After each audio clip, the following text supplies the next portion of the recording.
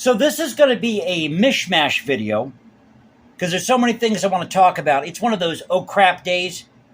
You ever have one of those days where you get up and you just can't seem to get it together? You need that second pot of coffee. You want to sleep in for an extra half hour. Nothing seems in sync. Now you can't tell me that album cover, the one on your left, is not the most gangster album cover you've ever seen. That's the Opera der Freischütz by Weber. It means the marksman, and it's off the DG label. That's what we call it in the classical music world, DG, Deutsche Grammophon. And then I have Handel's Concerto Grosso Opus 6.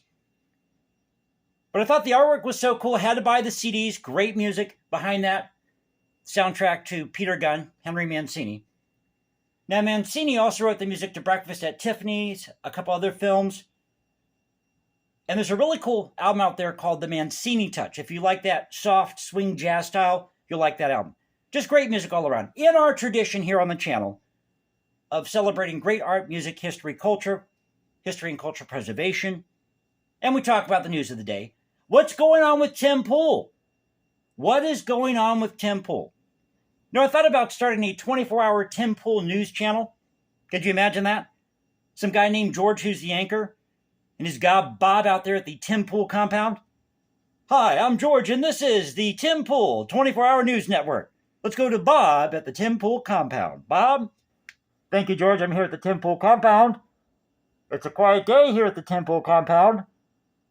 Winds out of the southeast at 5 to 10 miles per hour.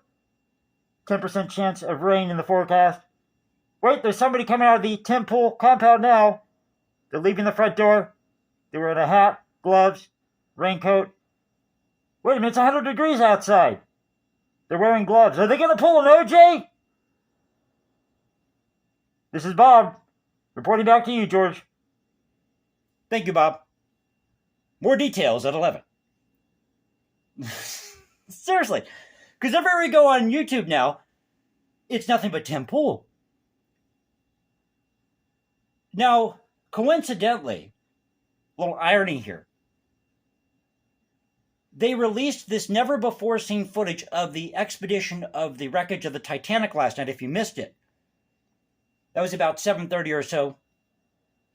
And I was watching this footage, paired it up with the interviews from 1957 of the survivors on the Titanic. This 1985 interview with Eva Hart.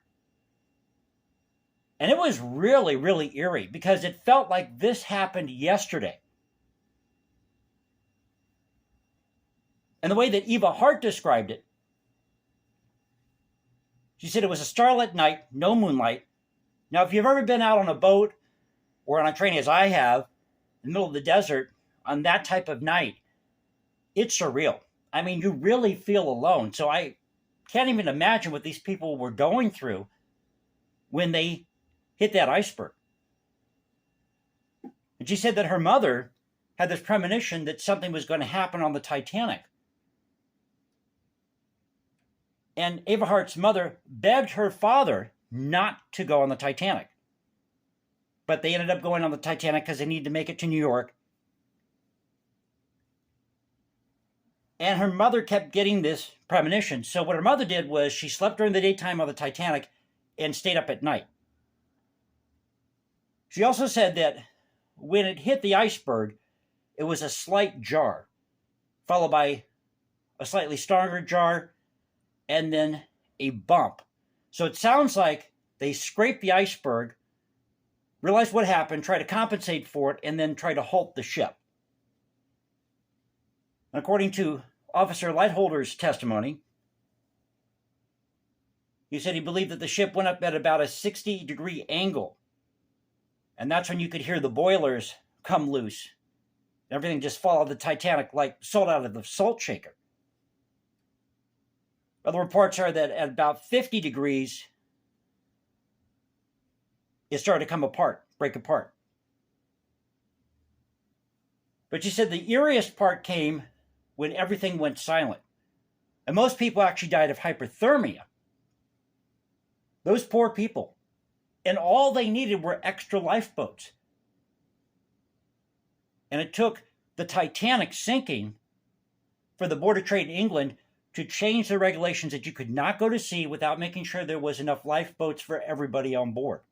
But go check out these interviews from 1956, 1957, the 1985 interview with Ava Hart, which I believe happened on the day that they made this discovery where they found the Titanic. It took about a year, I think, between 85 and 86 for them to go down there, film it.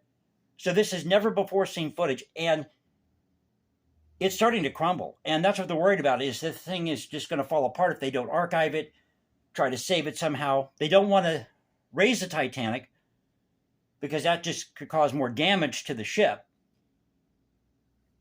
seeing that the condition, or being that it's in the condition that it's in. And of course, you have the elements down there at the bottom of the ocean. So it's 12,500 feet down, about 400 miles off the coast of the Atlantic coast, or in the Atlantic rather. But just really fascinating footage if you watch this. It just unreal, and just one misstep after another that took place on that ship. If only they had done this. If only they had done that. If only Tim Pool would have been honest with his audience. Now, another irony here is that Tim Pool has somebody working at Timcast called Cassandra, and according to Greek mythology, Cassandra rejected the love of Apollo, who in return forced her to tell the truth, but nobody would believe her, and she warned about the siege of Troy, or the War of Troy. Trojan War. So a little irony for you. Like I said, I'm just all over the place today. Didn't know what to talk about. It's Thursday. Oh crap, it's Thursday. But let's get that 24-hour Tim Pool channel going here on YouTube. We have George, our anchor, and Bob, the reporter, at the Tim Pool compound. What do you think? So if you liked the video, you know what to do. You can also follow me on Instagram, #JasonComposes. Or go to Twitter, Culture Confederacy at Twitter. And I love doing these videos for you guys. And I got to say thank you for subscribing, for being a part of this thing we call the Culture Confederacy. I honestly don't. Look, I'm just a regular guy out here. I don't have an ego. I don't have any ulterior motive. What you see is what you get. I want to be authentic with my audience. I'm glad you're enjoying the videos. And I never know what's going to come next. And I think that's the fun of the channel. It has taken me in directions I never thought possible. And to be able to come and share part of my world with you is just, it's just gravy. It just is. But more to the point here, I want to connect with my audience. And I don't want to, hide things from you. I don't want, to stall on something, in this case that we have with Tim Pool, or it could be anybody. So not single out Tim Pool here. It could be anybody. But, when you have a YouTube channel, remember, you've got people who are watching. You've got an audience that connects with you somehow. You're building your brand. You're building some type of loyalty between you and the audience. And when you have something happen like it happened with Timcast, you've got to come out and tell your audience about it. You just can't skate around the issue.